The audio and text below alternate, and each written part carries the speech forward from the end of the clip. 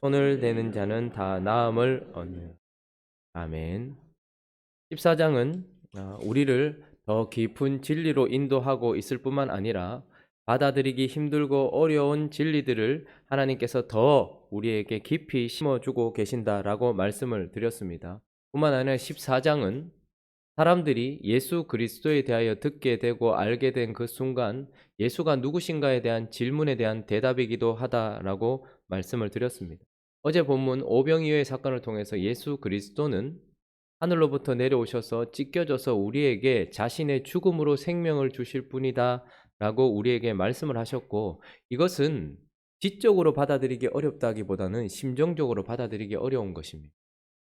자신의 나라와 자신의 백성을 위하여 왕이 죽어서 구원을 준다. 받아들이기 어렵고 되기 어려운 이야기를 계속해서 우리에게 하시면서 제자들을 더 깊은 곳으로 인도하고 계신다라고 말씀드렸습니다.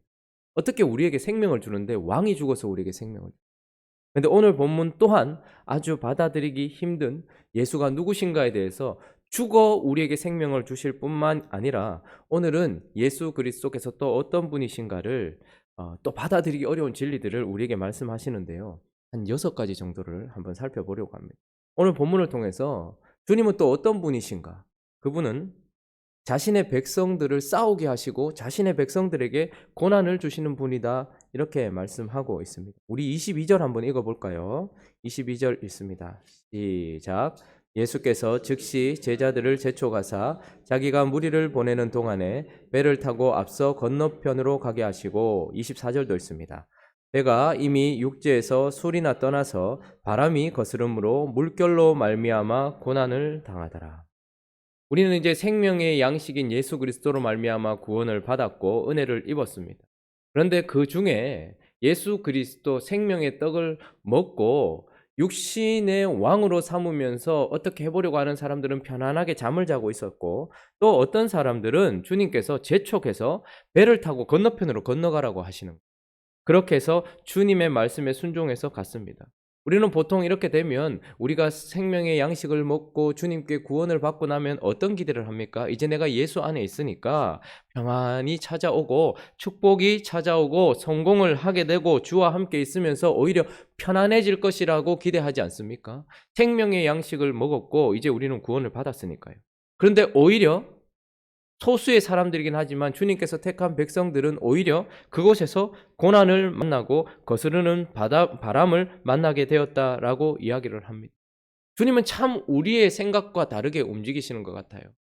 이제 주님이 생명을 주셔서 주님이 구원하셨는데 이제 주님은 그 생명으로 싸우게 하신다라는 것입니다.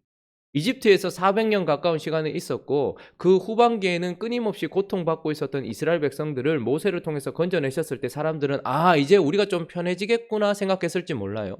그러나 이집트에서 나오자마자 그들은 이집트에서 있었으면 만나지 않았을 아말렉이라는 적을 만나게 되었고 싸우게 되었던 것이죠. 이집트에서 나와서 싸움을 할 것이라고는 생각도 하지 않았는데 주님이 가라 하신 곳으로 가고 있는 길에서 광야에서 싸움을 해야 했습니다. 그리고 그 긴 여정을 마치고 약속의 땅에 들어갔습니다. 그러면 좀 편안하게 있을 줄 알았는데 처음부터 끝까지 그 땅에서 싸워야 되는 것이죠. 약속의 땅에 들어갔는데 그곳에서도 싸우게 하시는 것입니다. 주님은 우리에게 생명을 주시고 이제 싸우게 하시는 분이다라고 말씀을 하고 있습니다. 바람이 계속해서 거스르는 바다 위로 우리를 보내셨다라고 이야기합니다. 죄의 파도가 우리를 계속해서 거스릴 때 우리는 죄와 싸우도록 주님께서 하셨습니다. 세상의 파도가 우리를 거스를 때에 우리는 또한 세상의 파도와 지금 싸우고 있는 것입니다. 사단이 우리를 가만히 두지 않고 계속해서 파도를 일으키고 있을 때 우리는 사단과도 싸우고 있는 것입니다. 가장 힘든 대적인 나 자신의 파도가 일어나게 되었을 때에 우리는 나 자신과 싸우는 것입니다. 생명이 없으면 싸움도 없었을 거예요. 그러나 우리가 예수 그리스도로 말미암아 구원을 받아 우리 속에 예수 그리스도의 생명이 있음으로 말미암아 우리는 지금 우리를 거스르고 하나님을 거스르는 파도와 싸우게 하시는 분이다. 생명은 바로 싸움으로 연결된다라고 말씀하고 있는 것이죠. 또 하나, 주님은 어떤 분인가? 그분은 또한 높은 곳에서 우리를 위해서, 싸우고 있는 우리를 위해서 기도하시는 분이다, 이렇게 말씀하십니다. 23절 읽어볼까요? 23절 있습니다. 시작. 무리를 보내신 후에 기도하러 따로 산에 올라가시니라. 저물매 거기 혼자 계시더니. 주님은 우리와 함께 하고 있는 것 같지 않아요. 그러나 참으로 감사하게 주님은 우리를 위하여서 높은 곳에 가셨다라고 이야기합니다. 물론 자신을 위해서 십자가의 길을 걸어가셔야 하니 자신을 위해서도 기도했겠지만, 그러나 주님은 지금 누구를 위해 기도하고 계셨을까요? 바다 위에서 파도와 싸우고 있는 우리를 위하여 기도하시기 위하여 높은 산으로 올라가셨다라고 이야기를 합니다. 주님은 우리를 싸우게 하시고 그냥 내버려 두시는 분이 아니라 우리를 위하여 중보하시는 분이다, 이렇게 이야기를 하십니다. 주님은 우리에게도 동일하게 생명을 주시고 지금 높은 곳에 올라가셔서 보좌 우편에서 우리를 위하여 기도하고 계십니다. 저와 여러분들이 안심하고 오늘을 살 수 있는 이유도 그분이 나를 위해서 내 이름을 놓고서 아무도 기도해주지 않는 그런 홀로 믿는 사람이라 할지라도 마음의 평안을 가지고서 힘있게 살아갈 수 있는 이유는 온 우주의 창조주이실 뿐만 아니라 왕이신 그분이 높은 곳에서 그 전쟁을 바라보시면서 나를 위해서 중보해주시고 기도해주고 계시기 때문에 그런 것입니다. 주님은 우리에게 생명만 주시는 것이 아니라 싸움도 주셨고, 우리가 싸우는 동안 그 싸움을 이기게 하시기 위하여서 우리를 위하여 끊임없이 높은 곳에서 중보하시는 분이다, 이렇게 이야기를 하십니다. 그러나 그분은 높은 곳에서 멀리 떨어져서 우리를 위해서 기도만 하시는 분이 아니라 반드시 우리에게 오시는 분이다 라고 이야기를 합니다. 우리에게 오셔서 우리를 안심시키고 위로해 주시는 분이다 라고 또한 본문은 말씀하고 있습니다. 25절 읽어보겠습니다. 시작. 밤 사경에 제자들에게 오시니, 27절도 있습니다. 예수께서 즉시 이르시되 안심하라, 나니 두려워하지 말라. 밤 사경이라고 이야기합니다. 여러분, 제자들은 지금 떡을 떼어서 사람들에게 주었고 사람들은 먹고 마시면서 아주 즐거운 식사를 끝냈습니다. 그리고 나서 즉시 그들을 재촉해서 바다를 건너게 하셨는데 밤 사경까지, 지금까지도 파도와 싸우고 있었다라고 얘기합니다. 밤 사경은 새벽 3시부터 6시 사이죠. 그러니까 아주 오랫동안 싸웠고 이제 그들의 힘이 다 기진하여 빠졌을 때쯤, 그리고 가장 어두운 때였을 것입니다. 그런데 그때에 주님께서 어떻게 하십니까? 그들에게 오셨다라고 이야기합니다. 누가 고통과 고난 속으로 걸어옵니까? 여러분들 고난 당할 때에 여러분들의 고난 한복판으로 누가 찾아와 주었습니까? 저는 아직까지 제가 고통당하고 제가 잘못되었을 때 제 고통 속으로 찾아온 사람을 한 번도 본 적이 없습니다. 그러나 오늘 주님은 바다 위를, 그들을 힘들게 만들고 어렵게 만들며 생명의 위협을 느끼고 있는 건 그 고난 속으로, 그러나 그 고난 위로 주님이 걸어오셨다라고 이야기합니다. 그것도 밤 사경에, 포기하고 싶은 그때에, 가장 어두운 그때에 찾아오셨다라고 이야기를 합니다. 그래서 어떻게 합니까? 예수께서 즉시 이르시되, 저는 오늘 이 본문이 저에게는 참 위로가 돼요. 왜냐하면 주님과 제가 핀트가 맞지 않다는 생각이 많이 들거든요. 우리 주님 너무 느긋하시다, 너무 우유부단하시게 역사하시는 것 같다 생각이 들어요. 급해 죽겠는데, 돈도 급해 죽겠고, 난 지금 급해 죽겠는데 주님은 늘 주님의 패턴대로 움직이시니까 너무 힘든데, 오늘 본문은 즉시라는 말이 엄청나게 나와요. 즉시 재촉해서 보내시고 즉시 오시고 즉시 이르시되, 말씀도 즉시 해주시면 얼마나 좋아요. 그런데 꼭 2, 3일 있다가 이야기해 주시고, 돈도 바로 보내주시고 미리 보내주시면 좋은데 꼭 그때까지 기다렸다가 주시고, 그런데 주님은 오늘 이 본문에서는 즉시 이르시되 뭐라고 얘기합니까? 안심하라 이야기. 그러면 제자들을 가장 힘들게 했을 것은 무엇이었을까요? 이 고난 속에서 제자들이 가장 힘들었을 건 무엇이었을까요? 물론 그들을 거스르는 파도였을 것입니다. 그러나 더 힘들었던 것은 왜? 라는 질문이었을 것입니다. 내가 잘못 들었나? 내가 잘못 잡았나? 왜 나는 지금 떡 먹고 배부른 저 사람들은 편안하게 자고 있는데 왜 나는 지금 바다 위에서 잠도 한숨 못 자고 이 짙은 어둠 가운데서 바다에서 죽음과 싸우고 있어야 되는가? 왜 나는, 그리고 왜 주님은 왜? 내가 뭘 잘못 들은 것인가? 잘못 선택하신가? 한 것인가? 우리가 주님과 가게 될 때에 가끔씩 그 길에서, 아니 아주 자주 이런 생각이 들 때가 있지 않습니까? 뭔가 내가 잘못 응답을 받은 것인가? 내가 주님을 잘못 붙든 것인가? 그게 내 생각이었는가? 왜 고난이 오지?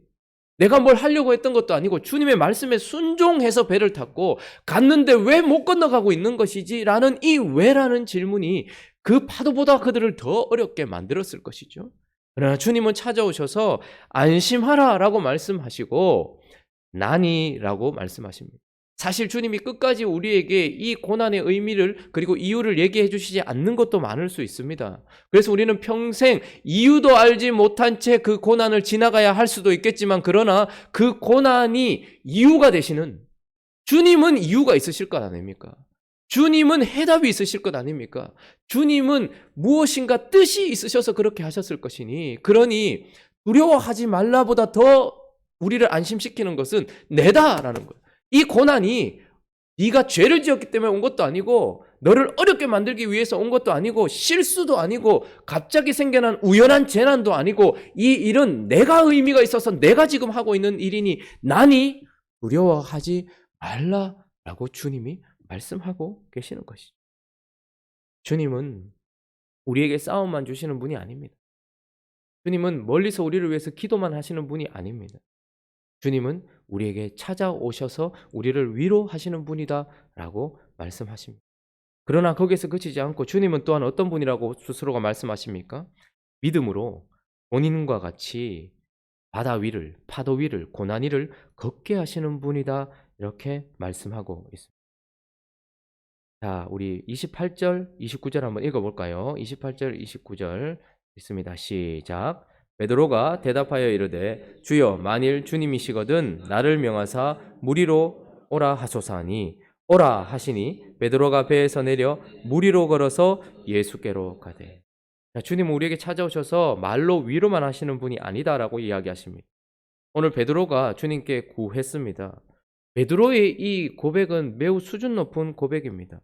지금 밤 사경까지 자신을 어렵게 만들고 있었던 자신의 생명을 위협하고 있었던 그 파도 속으로 그가 본 것은 무엇이냐 하면 바다 위로 걸어오고 있는 오직 흔들리지 않는 한 분을 보게 된 것이에요. 나도 흔들리고 동료들도 흔들리고 배도 흔들리고 인생도 흔들리고 믿음도 흔들리고 있는 이때에 그 위로 걸어오시는 한 분을 보았어요. 그래서 베드로는 어떻게 주님께 구하고 있습니까? 우리가 보통 고난을 받으면 주님 이 고난을 그치게 해주십시오. 파도를 그치게 해주십시오. 이렇게 기도하는 것이 당연하지 않습니까? 그러나 베드로는 그렇게 기도하지 않았습니다. 파도를 그치게 해달라고 기도하지 않고 만일 주님이시거든 나를 명하여 주님처럼 물 위로 오라 하소서. 여러분 고난이 그치게 해달라고 기도하는 것은 아주 수준 낮은 기도인 것입니다. 또 올 텐데요. 파도가 또 올 텐데요. 또 다른 종류의 파도가 올 텐데요.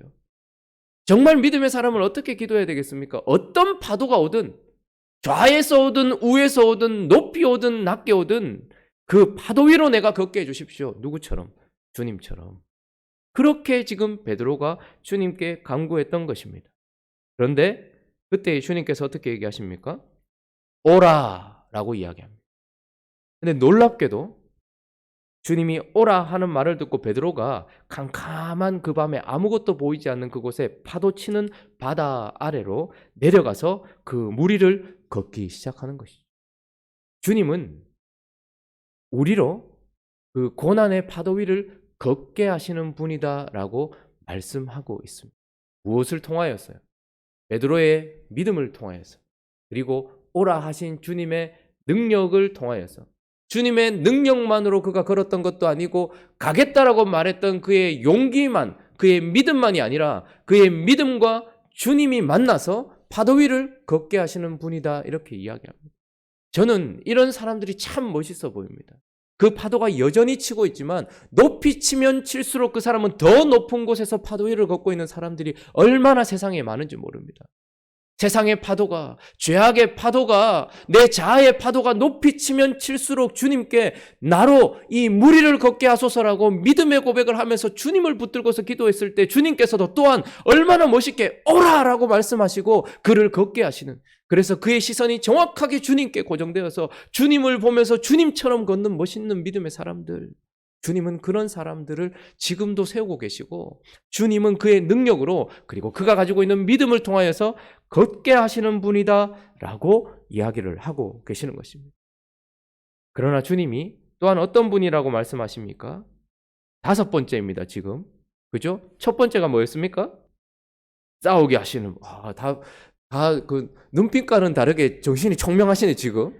싸우게 하시는 분. 또 두 번째는 우리를 위하여 중보하시며 높은 곳에서 기도하시는 분. 세 번째는요.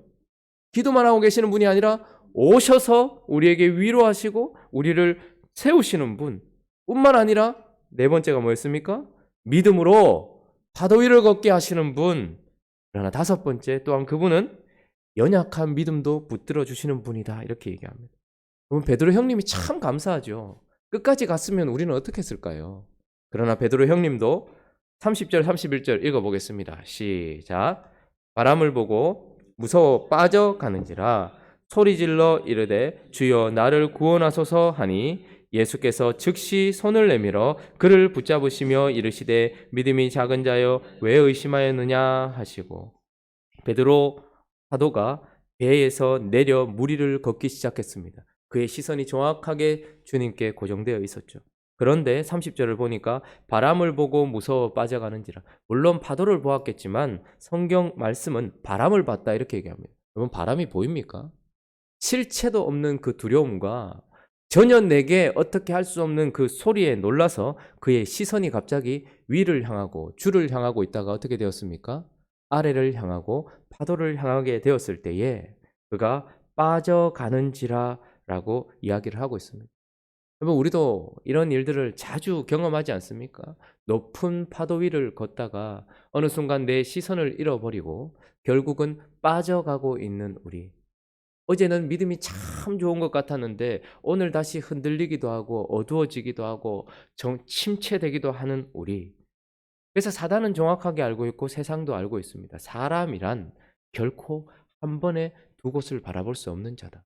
우리가 주님을 바라보고 있을 때는 결코 파도를 바라보지 않습니다.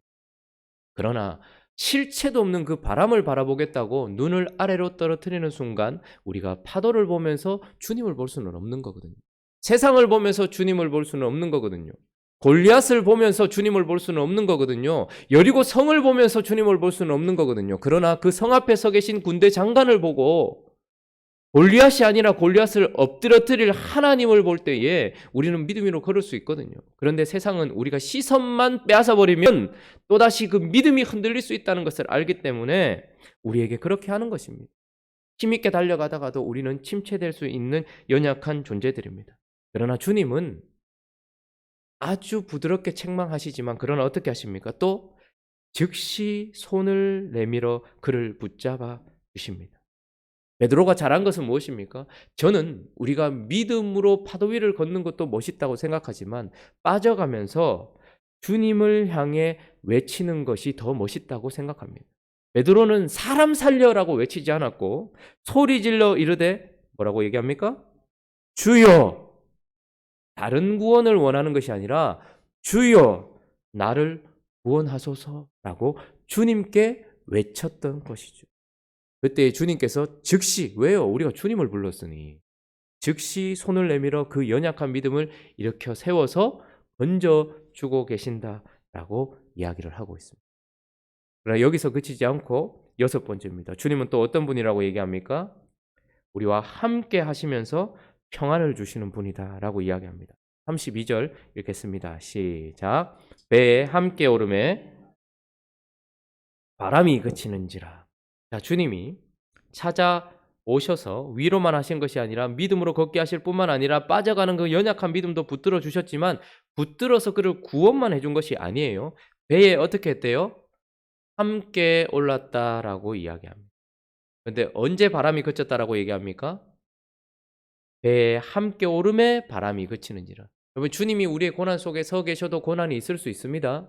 그리고 그분을 바라보고 있을 때에도 여전히 파도가 칠 수 있어요. 그러나 우리가 주님 안에 있을 때에 그와 함께 배에 있을 때에는 바람이 그친다라고 이야기를 하고 있습니다. 그래서 주님은 어떻게 합니까? 우리를 붙들어 주시는 데만 그치지 않고 우리와 함께 하시면서 함께 배에 올라서 바람을 그치게 하시면서 결론적으로 뭘 주시는 분입니까?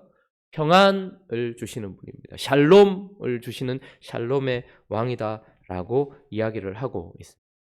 자, 그래서 이 14장 전체를 통하여서 주님은 지금 당신이 누구이십니까? 라는 질문에 대답을 하고 있다라고 말씀을 드렸고, 주님은 이제 그들을 계속해서 가르쳐 오시면서 더 깊은 진리로 우리를 인도하고 계신다라고 이야기를 했는데, 그래서 14장의 키워드를 뭐라고 할 수 있을까요? 처음 시작할 때의 죽음, 그리고 어제 본문을 통한 생명, 그리고 오늘 본문을 통한 평안. 그래서 주님은 무엇이라고 말씀하고 싶으신 것입니까? 죽음을 통하여서 우리에게 생명을 주실 뿐만 아니라 어떻게 해요? 우리에게 믿음으로 파도 위를 걷게 하시거나 연약한 믿음도 붙들어 주시거나 우리와 함께 배어 올라서 우리에게 뭘 주시는 분? 평안을 주시는 분. 그렇게 이야기하고 있습니다. 근데 우리가 32절에서 이 본문을 그쳐서는 안 됩니다. 그래서 주님은 우리한테 평안을 주시는 분이구나. 주님은 지금 그 얘기를 하고 싶은 것이 아닙니다. 주님은 지금 내가 누구인가에 대한 대답을 하고 계시는 것입니다. 그래서 결론적으로 33절은 무엇이라고 이야기합니까? 읽어보겠습니다. 시작. 배에 있는 사람들이 예수께 절하며 이르되 진실로 하나님의 아들이로소이다. 배에 있는 사람들, 떡 먹고 배불러 저기서 자고 있는 사람들이 아니라 진짜 구원을 받아 주님과 함께 파도를 걸었던 사람들은 이제 뭐라고 이야기합니까? 하나님의 아들이로소이다. 그래서 주님께서의 결론은 평안 아니라 하나님의 아들인 것을 우리로 알게 하시는 거예요. 그래서 찢겨진 빵이 되시는 참 사람이신과 동시에 우리에게 믿음으로 파도를 걷게 하시고 우리에게 평안을 주실 수 있는 능력의 하나님이다라고 이야기를 하고 있는 것입니다. 죽음을 통하여서 찢겨진 빵이 되어 우리에게 생명을 주시는 인자이시기도 하지만 그러나 능력으로 우리에게 평안과 샬롬을 주시는 하나님이다라고 우리에게 말씀을 하고 있는 것입니다. 그러나 이것이 결론이 아니라 더 나가야 돼요. 본문이 더 있잖아요. 34절부터 36절까지 읽어보겠습니다. 읽습니다. 시작. 그곳 사람들이 예수인 줄을 알고 그 근방에 두루 통제하여 모든 병든 자를 예수께 데리고 와서 다만 예수의 옷자락에라도 손을 대게 하시기를 간구하니 손을 대는 자는 다 나음을 얻으니라. 많은 사람들이 예수이신 줄 알고 이제 그를 간절히 찾을 때에 모든 병자들이 다 구원을 받는, 그래서 주님은 뭐라고 말씀하시고 싶을까요? 내가 누구냐고? 나는 열방의 소망이다. 너희의 유일한 소망이다. 모든 사람들의 소망이다. 내 이름을 부르는 모든 자들을 고치는 하나님이며 내 이름을 붙드는 모든 자들을 믿음으로 걷게 하는 능력의 하나님, 너희의 소망이다. 이렇게 이야기를 하고 있습니다. 그래서 이 키워드를 14장 전체를 한번 가보면 죽음, 아주 어둡게 시작했죠. 그러나 생명, 우리에게 생명을 주실 뿐만 아니라 그 생명은 싸움을 통하여서 주님을 통하여서 믿음을 통하여서 어떻게 해요? 평안을 얻게 되고 마지막은 아주 밝은 소망, 나는 죽음을 통하여 생명을 주며 평안을 주신 소망의 하나님이다 라고 우리에게 말씀해 주고 계시는 것입니다. 우리가 붙든 분이 여러분 줄을 잘못한 게 아닙니다. 고난 당할 때도 있을 것이고 조롱당할 때도 있을 것이고 이해되지 않을 때도 있을 것이지만 우리는 바로 탄 거예요. 주님과 함께 고난의 시간을 걷겠지만 그러나 우리는 평안을 누리며 영원히 주와 함께 할 자들이다 라는 것을 기억하면서 우리의 소망 되시고 세상의 소망 되신 예수 그리스도와 함께 멋지게 높은 파도가 치면 그 위를 함께 타고 끝까지 우리의 시선을 놓치지 않고 주님과 동행하는 행복한 우리 교회 되시기를 예수 그리스도의 이름으로 축원합니다. 같이 한번 기도하겠습니다. 다시 한번 새겼으면 좋겠습니다. 주님이 누구십니까? 우리가 믿지 못하는 것은 그분이 우리를 위해 죽었다라는 것을 믿지 못하는 게 아닌 것 같아요. 지금 이 시대는 주님이 우리를 위해 죽으신 것은 믿어요. 근데 주님이 지금도 우리 삶 가운데 역사하신다라는 것은 잘 믿지 못하는 것 같아요. 우리는 같은 믿음을 가지고 있어야 됩니다. 그분이 우리를 위해 죽었다는 것도 믿어야 되겠지만 지금 우리 안에서 역사하시는 주님이다. 여전히 내게도 소망이고 지금도 역사하시는 주님이다 라는 믿음을 우리에게 달라고, 그리고 각자의 기도 제목들을 가지고 우리 함께 기도하며 나가도록 하겠습니다. 기도하겠습니다.